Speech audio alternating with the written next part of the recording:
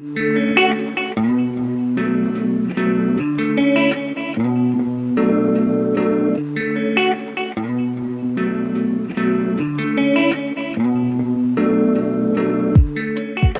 dias. Good morning, everybody.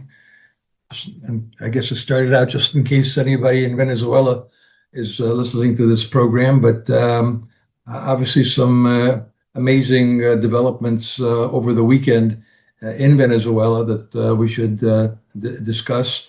But first, let me say Happy New Year to all of you. Healthy and happy one, 2026. I don't know, 2026 really sounds like it's out there. Sounds like the future. I mean, it was only a few years ago that it was 2000 and then 2010 and 2020, and here we are in 2026. And, we think along decade lines. So we're thinking out what the economy is going to do until 2029. Still thinking the roaring 20s is the relevant scenario, the base case scenario for us. Max, of course, has gotten bored with all that, so he's having a nice nap. But it was nice of him to visit with us. But with regards to the roaring 2020s, I was on Bloomberg this morning, and one of the anchors said we're halfway through the roaring 2020s, and actually we've already had 6 years of the roaring 2020s. There's only 4 years left, so we think the economy, the stock market, and maybe other matters will continue to roar going through the end of the decade. And then our base case for the 2030s is the roaring 2030s, though the analogy with the 1930s is nowhere near as good as the analogy between the 1920s and the 2020s. I hope this the next decade doesn't turn out to be as horrible as the 2030s, but I am optimistic that it won't. Meanwhile, the stock market seems to be remarkably optimistic about the implications of what just happened in Venezuela. We saw that the year started out with bangs after the fireworks from New Year's. We had fireworks in Caracas and extracted Maduro with a remarkable military operation. This is the second remarkable military operation in a row for the U.S. The first one, of course, was last year taking out Iran's nuclear facilities. But now we've got these bangs in Caracas. We've had the bang in the stock market. Let's have a quick update here. I find it kind of fascinating just to see how the markets are responding to the news. And the SPX is up big. Gold makes more sense in terms of what it's doing. It's having a good day. It's interesting to think that Maduro is less than an hour away. It depends on the traffic on the way to Brooklyn, but I guess I could stop by and try to see if I could visit with Maduro. But obviously, there's no reason for me to do that other than just to point out that he's closer than he's ever been to Long Island. Let's talk about the markets again. Gold is up big time, consistent with our view that all kinds of factors are coming together to continue to drive the gold price higher. I actually thought the gold price would consolidate here for a while, and maybe it still will. I mean, we haven't really made a new record high on gold today. Maybe it'll kind of run out of some gas here, but I was thinking gold would just kind of consolidate. It's done that in the past. It's gone up a lot, then it consolidates for a while. So I thought it would consolidate around 400, 450, 4,000 and 4,500. But I guess it's kind of doing that. But it does have the potential to just keep rocketing higher. I did change my year-end forecast this year for this year from 5,000 to 6,000. And obviously today I'm feeling like that was the right thing to do. Precious metals should also kind of benefit across the board. Kind of interesting to see that Bitcoin is doing quite well today, and I don't quite know.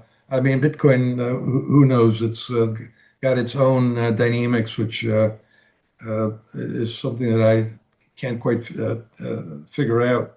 Um, the um, the bonds are kind of doing what they were doing last year, which isn't much. Which I mean, some people are frustrated, particularly in the administration, that even though the Fed has cut by the Fed funds rate by 175 basis points since 2023, there's must be a lot of frustration in the administration that the bond market hasn't responded to that, and we know it's why the bond. I mean, the yield curve's ascending. This is what the yield curve typically does when the economy is doing well.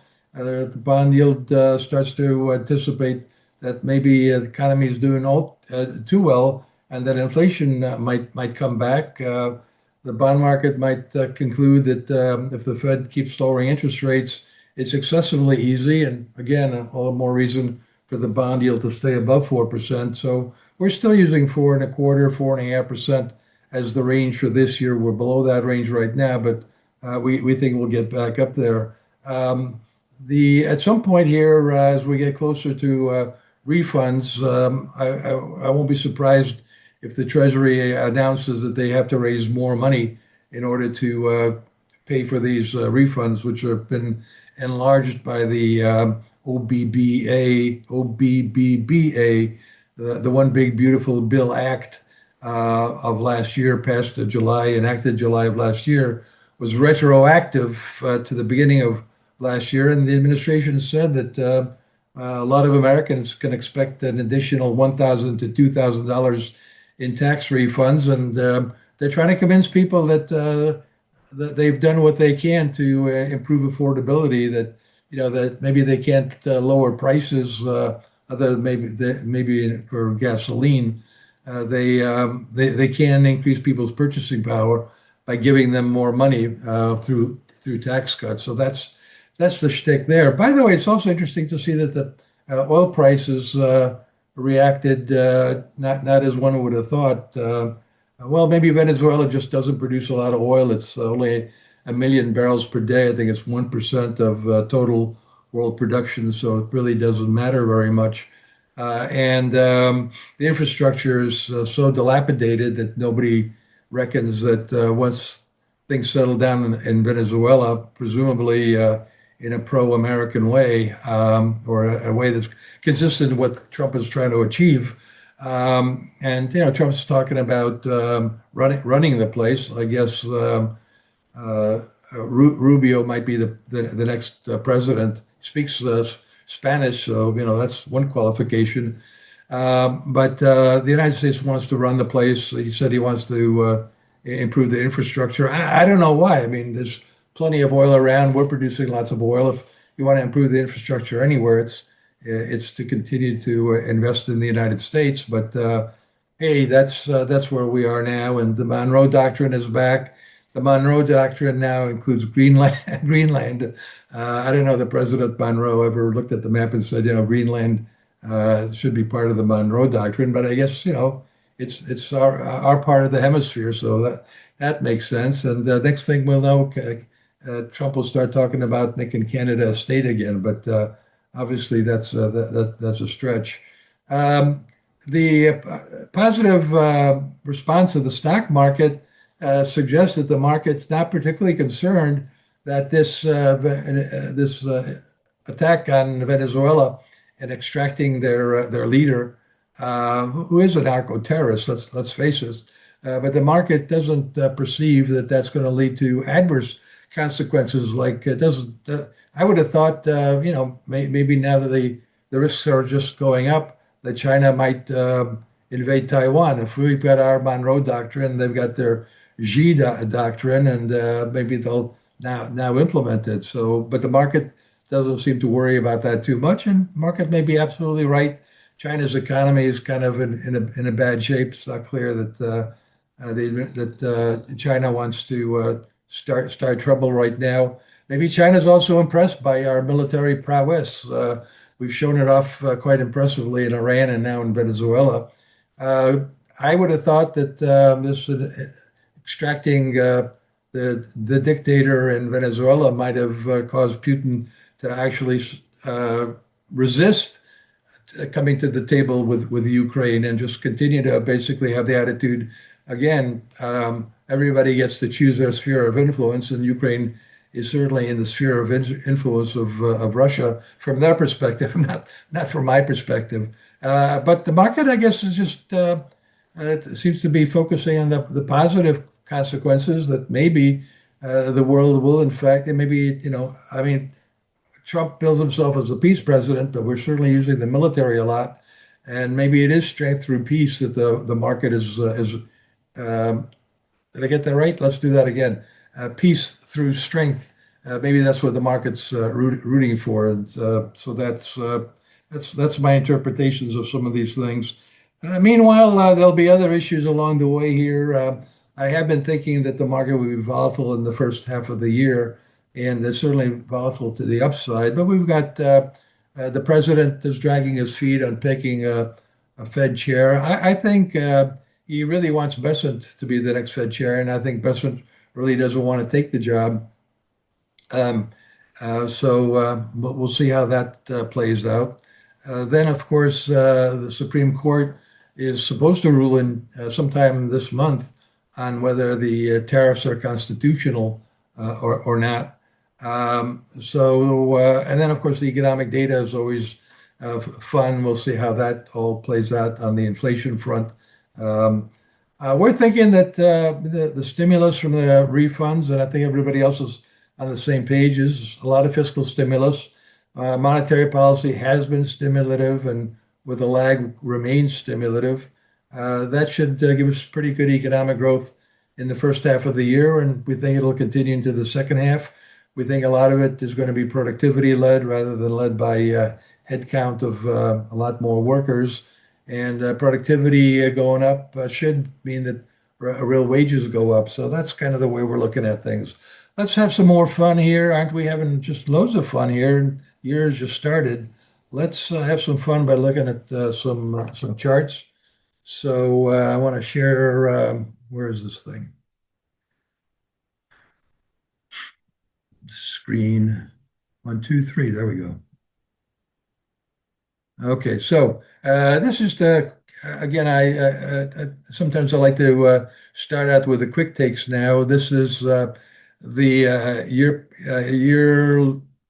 Well, it's the percent change in the mags, the X mags, and the SPY since the beginning of last year. So it's basically the performance last year, and it's through January 2nd. And what you can see is the mags, the Magnificent Seven, that ETF was up 20%. The X mags were up 15%, so they underperformed by 5 percentage points relative to the mags.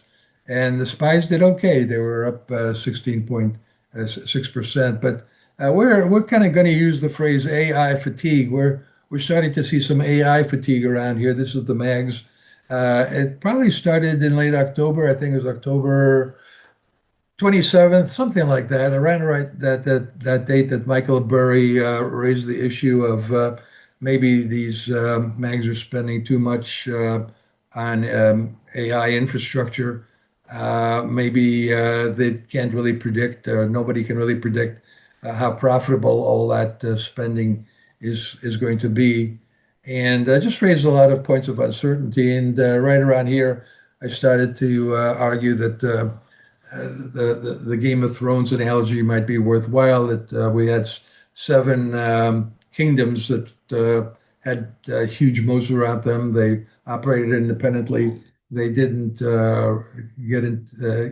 They didn't get into each other's faces. But now, with the AI technology, it's kind of forcing them to compete with one another, and competition tends to erode margins. Competition sometimes can make you do things that are basically stupid. Maybe spending too much just because everybody else is spending too much. So we'll see. But this led me to conclude that maybe it's time to underweight the mags. It doesn't mean that technology doesn't have opportunities. It still has plenty of opportunities, like in semiconductors, maybe in software, which has been kind of a laggard. But the idea is that the rest of the market, the rest of the S&P 500, the 493, might very well outperform. So we're this will be sort of the key things to watch is the X mags versus the mags. We're expecting the X mags to do better this year relative to the mags. Um, Again, I like to update this chart every week. PE times E. This is E. This is let me just turn this off. This is the PE times E is the E part of it. And you can see this is analyst consensus expectations. I mean, when we think about what the market is discounting in terms of earnings, the market is not discounting my view. It's not discounting the view of consensus strategists. It's discounting the view of consensus analysts. And then when the market tries to determine what those earnings are worth in terms of the price for stocks, that's the PE, and the PE is determined by investors. And the investors are looking at what the analysts are saying and either agreeing or disagreeing with them. Analysts tend to reflect what companies are telling them. They don't tend to be economists. They're not forecasting recessions usually. They're actually pretty bad at that, but that's because they tend to be upbeat until something hits the fan and you get a recession. But in the current situation, the analysts had been pessimistic earlier in 2025 with all the tariff talks and not getting any guidance from companies. And then their earnings stopped going down, started going up.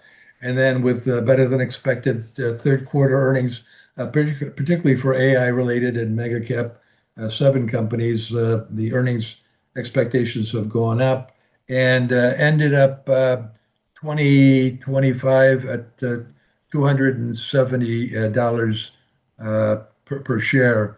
For next year, they're currently looking at $313 per share. We're still using 310 for this year, coming year. Again, forward earnings are expectations for the year ahead. So this is expectations 26, and we're still using 350 for next year. So they may be getting a little ahead of our optimism, anyways. But forward earnings all-time record high. So the earnings picture from the analyst looks mighty good, and we agree with it. We don't see a recession yet, and that's our job is to try to see that when analysts don't see it. This is another chart we like to show you. It's the forward earnings of the S&P 500, 400, 600, and you can see it's on a ratio scale. It's actually more dramatic if you make it just if you take out the ratio scale out of it. But to be appropriately balanced here in terms of the analysis, you really need to do a ratio scale. And you can see even on a ratio scale, the S&P 500 forward earnings back in late 23, I think it was, started taking off into record high territory. The pace, the slope actually steepened here with the third quarter earnings. And now we're kind of hoping that we'll see the same kind of story here for the mid caps. This is the green is the S&P 600 small caps, and this is the large caps. Still not an exciting story, but the market has the PE for these two indicators, the 400 and 600, have gone up in anticipation that earnings will do better. We're a little skeptical, but on the other hand, we're data driven, and the data is starting to point in that direction. So last year, in terms of the sectors, communication services, information technology outperformed. This is the S&P 500. Industrials outperformed. We were recommending overweights in all three and in financials, which lagged just a bit. Now we're recommending market weighting communication services and information technology. They account for 45% of the market cap of the S&P 500. To recommend overweighting something that's already remarkably overweight relative to its importance in the economy just doesn't seem to make sense to me, anyways. But we do continue to recommend if you want to do that and take some money and rebalance it, I would continue to put money in industrials. Onshoring continues. President Trump has gotten commitments or at least promises for trillions of dollars of capital spending. Some of that should show up. We'd overweight financials, continued overweight financials, and then we upgraded healthcare to an overweight. This is the Magnificent Seven, and you can see that even last year they kind of had a little bit more dispersion. It wasn't as concentrated as it has been in the past. Alphabet was the clear leader. Nvidia also. This is the MAGS, the ETF for the Magnificent Seven. It outperformed the S&P 500.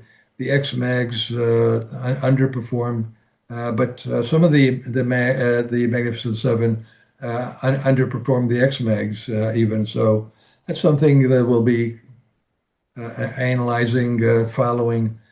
This was just kind of interesting to look at the Dow, who won, who lost. And what's interesting is that you can see that a big winner was Walmart. I mean, there's a lot of stocks here that are not financial stocks. And of course, the Dow isn't just a financial indicator, but I would argue that some of these are becoming technology stocks. Walmart's become a technology stock. They listed themselves on the NASDAQ to try to convince us that they are a technology company. American Express is probably going to be more and more fintech. Goldman Sachs, definitely more fintechs. Amazon is a Mag 7. 3M, it's not a Magnificent Seven, but it's one of the 493. JP Morgan, one of the 493, but also spending a ton on fintech. IBM is tech, Apple, and so on. So that's kind of a quick update on something we've been discussing for a while, at least for the past couple of months. Now, let me just quickly hit the mark here on the morning briefing. And in the morning briefing is titled the Gen shaped economy. Everybody's been talking about the K-shaped economy. Again, I was on Bloomberg this morning, and one of the anchors was saying that it's concerning that we still have this K-shaped economy, and how can it continue to do well if a significant portion of the economy isn't in the stock market and instead is struggling and working paycheck to paycheck. And she said that on camera. Off camera, I kind of said to her, well, there's this gen-shaped economy, which is demographically driven. And we do have the baby boomers. We've discussed this many times, have done extremely well. They're retiring. Disposable income is probably actually I don't think it's going to decline, but disposable income's growth is going to decline because baby boomers are giving up paychecks of 100,000 to a million or God knows what else. But they're not going to be earning those amounts, and I don't think the younger generations are going to suddenly be making that kind of money. It takes time and experience to be making that kind of money, so that could be a factor. And the savings rate could continue to decline. But I also see that a lot of the baby boomers are helping the younger kids. In the morning briefing, we looked at a Pew study and a Bank of America study, which showed that a remarkably high percentage, we're talking about 40 to 50% of people in their 20s are getting financial support from their parents. Anyways, the conundrum for a lot of people has been they haven't been able to figure out how the economy has been able to grow into record high territory after we got through the lockdowns and we recovered. How's that happening with this so-called K-shaped economy out there? And that's kind of the point that I'm trying to address in the morning briefing. And you can see that coming out of the lockdowns, we had this big surge in demand for goods. We went to a record high in goods, kind of weakened a little bit, and then we're back at a record high. Services was a little bit more delayed because of social distancing restrictions. But here we are with consumer spending. And this is in 2017 dollars, so it's inflation adjusted, all-time record high. Again, how is this happening with a K-shaped economy, which is based on a K-shaped consumer with a relatively small percentage of the population doing extremely well. Well, it's not that small. It's the baby boomers. It's a big cohort, and they are having an impact, both in terms of their spending and their impact on providing support to younger generations. This is personal consumption, total non-durable and durable goods. This is just goods this time, I should say. And so you can have a look at that on your own. We had this spike of inflation when goods demand soared. We had the supply chain disruptions. We had the surge in durable goods inflation here in 2021, 2022. And yet that didn't derail the economy, even with the Fed responding to that inflation with a dramatic raising of the Fed funds rate, basically from 0 to 5.5%. And so we had this tightening period, and yet the only thing terrible we got out of it was a financial crisis in three banks that was pretty much stabilized over a weekend. We didn't get a credit crunch. We didn't get a recession. Latest data for the economy, and despite tariffs, despite the Doge and all the negative sentiment out there, consumer confidence is down and all that. Despite all that, we've got strong consumer spending driving real GDP up at 3.8%, 4.3% for the third quarter. We'll see how the fourth quarter plays out. It was obviously held back by the government shutdown. Again, the economy is to see real GDP doing this well, where the 3-month average of payroll employment has just kind of continued to sink here. Let me see something.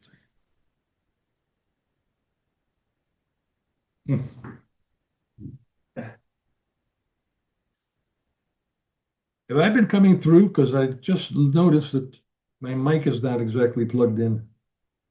Somehow there must be some mic that's been working here. The mic from, yeah, your default microphone has changed. Okay. All right. So I guess it was using the other default mic. I haven't seen any comments coming through fine. Huh? I don't know what it is about me, but I kept screwing something up. And, I've got this a little Yeti microphone. And yeah. So suddenly I didn't see the red light here. But I guess the backup was the camera itself. Thank goodness. Okay, so thank you, Stephen, for that. Okay, let's finish up here, and then I'll take a couple of questions. So far, I got 0 questions. So just if you have a couple, maybe I'm just being so thorough. But some people are freaking out that disposable personal income is going flat here. And again, that may be the baby boomers retiring and not. I don't know why it suddenly would be going flat, but it's something to consider as a factor. Meanwhile, retail sales, the weekly numbers are doing just fine. We've got another chart of real disposable income looking flattish, but the consumer spending in real terms still moving to a record high. We've got the administration scrambling to try to stimulate the economy or convince the voters that they've done a lot that will increase their purchasing power this year. And you can see this is what happened when Mamdani. I can't. I mean, it boggles my mind that Mamdani said that he stands with the people of Venezuela. But anyways, we won't go there. Then we've got the polymarket.com assessment of the midterm elections. You can see that the percent who thought that the Democrats were going to take the House had been falling. Then with Mamdani and Virginia and New Jersey election results favoring the Democrats, this is what's happened, and that's when the administration got spooked that they could lose the House in the midterms. and so they've been going out trying to pitch that they're very concerned about affordability. And one of the ways they're doing that is by backing off on some of the tariffs, like the one on kitchen cabinets, which now instead of those tariffs going on in 2026 will happen in 2027. But a lot can happen between now and then. So here's the cohort ID, the gen shaped economy as opposed. I'm not dismissing that there are lots of uh, people who are having a lot of problems here, but I think a lot of those people are young people, and they are definitely having problems with affordability. But again, how do you explain that the economy is doing so well with this K-shaped economy thesis? Well, the bottom end, the lower incomes, at least from a generational perspective, are getting some support, in my humble opinion, and based on observations of friends and so on. But this is the baby boom generation. Have a look at this chart on your own. But we think they're helping out the younger people, maybe not the Gen Xers who are 48 to 61, but I think once you get down to millennials and especially the Gen Zs, I've got 5 kids, and I guess 3 are millennials and 2 are Gen Zs, and the 2 Gen Zers I'm still providing some help. Senior population, you can have a look at that on your own. Savings rates starting to fall, and again, the big shocker could be that it continues to fall. It won't be a shock to us, but a lot of people are going to start to get all freaked out about that, I presume. Meanwhile, the baby boomers, we've shown you this chart over and over again, more than $80 trillion in net worth. They had nothing when they were just starting out, and now live long and prosper. So has it been. And now you can see the Gen Xers are on the same trajectory. The baby boomers can't possibly spend all this, so some of this is going to flow down. I don't know when the Fed is going to start showing Gen Z, but I presume that since there's no Gen Z data, they're assuming the Gen Zers basically are irrelevant at this point in terms of net worth, and that may be correct. Meanwhile, the stock market keeps going up, and net worth has been boosted even as consumers, the retiring consumers, are spending some of their nest eggs, and there's an inverse correlation between the the personal savings rate and net worth as a function compared to durable net worth compared to disposable income. And this is the young ones. This is the kids coming out of college, 20 to 24 years old. Their unemployment rate is 8.3%. This is where the problem is. High schoolers, I'm not as concerned about, but this is where I think a lot of the problems are in terms of the K-shaped economy. And I've given you my thesis on why the economy is able to perform despite all that. I see that both Elvis and Max have left the building. Okay. Um, okay. Chip, Dr. Ed, it seems like we are judging the happy road of a Goldilocks economy. So be it. That's my base case. I'm sticking to the story for now. But yes, it's the roaring 2020 scenario. It's the base case. It's 60%. 20% is a meltdown scenario, and 20% is everything that you worry about suddenly becomes the base case. Gary, do you have an opinion on where the big bank multiples should trade in this deregulation environment? Not offhand, but it's a good topic. We'll get into it. Financials are still have been and continue to be an overweight. Certainly, I was looking at Goldman and J.P. Morgan today. I mean, J.P. Morgan's up 2.9% and Goldman's up 3.6%. Big numbers, big increases today.